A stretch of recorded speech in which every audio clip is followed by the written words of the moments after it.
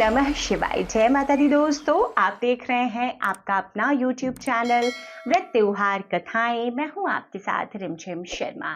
सभी शिव भक्तों का एक बार फिर से सावन मास महात्म्य की इन कथाओं में बहुत बहुत स्वागत है। आज मैं आपको सावन मास महात्म्य का 26वां अध्याय सुनाने जा रही हूं। इस अध्याय में श्रावण मास की अमावस्या की संपूर्ण विधि स्वयं भगवान महादेव ने बतलाई है। तो प्रेम पूर्वक सभी शिव भक्त भगवान भोलेनाथ का स्मरण करते हुए उनके नाम का जयकारा लगाते हुए इस कथा का श्रवण करें। हर हर महादेव। भगवान श्री महादेव जी ने कहा, श्रावण मास की अमावस्या के दिन जो करना होता है वह सब अब तुम्हें मैं बतलाऊंगा। मैंने रमणीय शुभ वृषभ पर आरूढ़ होकर बहुत बार महाबली, पराक्रमी, संसार विध्वंसक, देवता छेदनकारी दुष्ट दैत्यों के साथ युद्ध किया, लेकिन महाबली और पराक्रमी वृषभ ने कभी भी मेरा साथ नहीं छोड़ा। अंधकासुर युद्ध में दैत्य ने वृषभ के शरीर पर तीव्र आघात किया, जिससे उसकी देह छिन्न भिन्न होने से रुधिर बहने लगा और केवल प्राण मात्र ही बच पाए। इस अवस्था में भी जब मैं दैत्य को मारने चला तो उसने मुझे नहीं त्यागा। मैंने उस नंदीश्वर के पराक्रम को देखा और अंधक दैत्य को मार डाला। मैं अब अत्यधिक प्रसन्न था। मैंने नंदी से कहा, हे सुव्रत, तेरे काम से मैं संतुष्ट हूं, तू मुझसे वर मांग। तेरे व्रण अच्छे हों, निरोगी, बली हों, तुम्हारी पहले से अधिक रूप वीर्य बढ़े, तुम इस समय जो वर मांगोगे मैं अवश्यमेव तुम्हें दूंगा। नंदी ने कहा कि हे देवाधिदेव, हे महेश्वर, मुझे कुछ नहीं चाहिए, आप मुझ पर प्रसन्न हैं, इससे बढ़कर और क्या वैभव होगा। भगवान, फिर भी मैं संसार के उपकार के लिए याचना करता हूं। आज श्रावण मास की अमावस्या है। आज के दिन मेरा कामधेनु सदृश जन्म हो। इस अमावस्या को और भी वर दें, जिससे कि इच्छित वरप्रद हो। भक्ति द्वारा प्रत्यक्ष गौ तथा बैल का जो पूजन करे, गेरु आदि धातुओं से उसकी देह को विभूषित करे, सींगों पर चांदी सोने के पत्रे चढ़ाकर विभूषित करे, दोनों सींगों में रेशम के गुच्छे बांधे, चित्र विचित्र नाना प्रकार के सुंदर कपड़े से पीठ को ढककर कंठ में सुमधुर शब्द वाले घंटे को बांधे, दिन के 8वें दिन में गांव के बाहर ले जावे तथा शाम को फिर गांव के अंदर ले आवे। जो मनुष्य गौ बैलों को खली, बिनौले तथा नैवेद्यों तथा नाना प्रकार के अन्नों को समर्पित करेंगे, उनके यहाँ गोधन की वृद्धि होगी। वह घर जिसमें गौ नहीं होती शमशान के तुल्य होता है। वह इसीलिए कि पंचामृत और पंचगव्य गोरस के बिना नहीं बनता और गोमय के बिना घर का समयार्जन नहीं होता, क्योंकि चींटी आदि जंतुओं का वहां उपद्रव रहता है, जहां पर कि गोमूत्र का प्रोक्षण नहीं होता।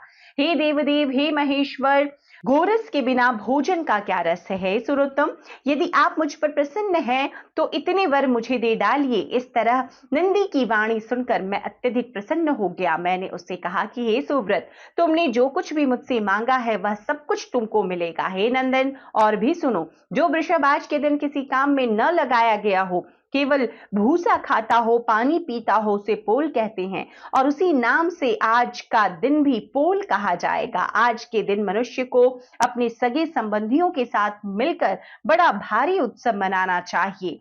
जितने वर तुमने मांगे हैं मैंने तुमको दे दिए हैं। आज का उत्तम दिन जगत में पोला के नाम से विख्यात होगा। मनुष्य को आज के दिन सब इच्छाओं को पूर्ण करने वाले बैलों का उत्सव मनाना चाहिए। अब मैं तुम्हें कुशाग्रहण विधि कहूंगा। श्रावण अमावस्या के दिन स्नान आदि करके पवित्र होकर कुशोत्पादन करें। वह कुश बार बार प्रयोग करने से भी शुद्ध रहता है। कुश, काश, भव, दूर्वा, खस, कुंदक, गेहूं, चावल, मुंज और घास, यह 10 कुशा के भेद हैं। ब्रह्मा द्वारा नैसर्गिक उत्पन्न दर्भ मेरे सब पापों को नष्ट करे, स्वास्तिकारक हो। यो मंत्र कहकर पूर्व उत्तर के बीच ईशान कोण में मुख करके हुम फट इस मंत्र द्वारा एक ही बार में कुशा उखाड़ना चाहिए। जिन कुशों के अग्रभाग हो, सूखे ना हो, ऐसे हरे रंग के कुश देव कार्य और जपादि कर्म में, जड़ रहित कुशा पितृकार्य में रखने चाहिए। देव कार्य के लिए तथा पितृकार्य के लिए 7 पत्र के कुश उत्तम कहे गए हैं। मध्य में पत्र ना हो, ऐसे अग्रभाग सहित आदेश प्रमाण कुश पवित्रा में ग्रहण करने योग्य है। ब्राह्मण के लिए 4 कुश का पवित्रा, छत्री आदि के लिए क्रम से एक एक कुश न्यून कर देना चाहिए या सभी के लिए 2 का शोभन युक्त पवित्रा देना चाहिए। मैंने तुमको यह धारण योग पवित्रा बतलाया है। उत्पन्नार्थ के लिए वर्णों के लिए 2 पवित्रा होते हैं, 50 का ब्रह्मा तथा 25 का विष्टर होता है। पवित्रा को आचमन करते समय हाथ से न निकालें। विकेट, अग्नि कारण तथा पाद्य समाप्ति पर पवित्रा त्याग देना चाहिए। दर्भ तुल्य पुण्य दाता अन्य कोई पवित्रा पाप नाशक नहीं है। जितने देव और पितृ कार्य हैं वह सब दर्भाधीन है। अमावस्या के दिन ऐसे दर्भों को स्वीकार करना चाहिए। वह दर्भ कभी बासी नहीं होती। इससे अधिक मैं श्रावण मास अमावस्या का महात्म्य और क्या कह सकता हूँ। श्रावण मास में मनुष्य जो अन्य कार्य करने होते हैं वो अब मैं तुम्हें बतलाऊंगा। तो इस प्रकार 26वें अध्याय में स्वयं भोलेनाथ ने श्रावण मास के दिन जो अमावस्या होती है श्रावण मास की, उसके दिन में पवित्रा बनाने की पूरी विधि बतलाई है। तो इस प्रकार से ये अध्याय समाप्त होती है। आगे सभी शिव भक्त भगवान श्री शिव चालीसा का श्रवण करें। उसके बाद में श्री शिव आरती के साथ इस अध्याय को मैं समाप्त करूंगी। जय गणेश गिरिजासवन मंगल मूल सुजान, कहत अयोध्या दास तुम देहु अभय वरदान। जय गिरिजापति दीन दयाला, सदा करत संतन प्रतिपाला। भाल चंद्रमा सोहत नीके, कानन कुंडल नाग फनीके। अंग गौर शिर गंग बहाए, मुंड माल तन छार लगाए। वस्त्र खाल बाघंबर सोहे, छवि को देख नाग मन मोहे। मैना मातु की हवे दुलारी, वाम अंग सोहत छवि न्यारी। कर त्रिशूल सोहत छवि भारी, करत सदा शत्रुन छयकारी। नंदी गणेश सोए तह कैसे, सागर मध्य कमल है जैसे। कार्तिक श्याम और गणराऊ, या छवि को कहीं जात न काऊ। देवन जब ही जाय पुकारा, तब ही दुख प्रभु आप निवारा। किया उपद्रव तारक भारी, देवन सब मिले तुम ही जुआरी। तुरत सडानन आप पठायो, लव निमेष मह मार गिरायो। आप जलंधर असुर संहारा, सुयश तुम्हार विदित संसारा। त्रिपुरासुर सन युद्ध मचाई, सब ही कृपा कर लीन बचाई। किया तप ही भागीरथ भारी, पूर प्रतिज्ञा तासु पुरारी। दान नमः तुम सबको नाई, सेवक स्तुति करत सदा ही। वेद नाम महिमा तब गाई, अकथ अनादि भेद नहीं पाई। प्रकटि उदधि मंथन में ज्वाला, जरत सुरासुर भय विहाला। कीन्ही दया तह करी सहाई, नीलकंठ तब नाम कहाई। पूजन रामचंद्र जब कीन्हा, जीत के लंक विभीषण दिन्हा। सहस कमल में हो रहे धारी, कीन्ह परीक्षा तब ही पुरारी। एक कमल प्रभु राखे जोई, कमल नयन पूजन चह सोई। कठिन भक्ति देखी प्रभु शंकर, भय प्रसन्न दिए एक शत वर। जय जय जय जय अनंत अविनाशी, करत कृपा सबके घटवाशी। दुष्ट सकल नित मोहि सतावे, भ्रमत रहो मोहि चैन न आवे। त्राहि त्राहि मैं नाथ पुकारो, यही अवसर मोहि आन उबारो। लै त्रिशूल शत्रुन को मारो, संकट से मोहि आन उबारो। माता पिता भ्राता सब कोई, संकट में पूछत नहीं कोई। स्वामी एक है आस तुम्हारी, आए हरहु मम संकट भारी। धन निर्धन को देत सदा ही, जो कोई जांचे सो फल पाही।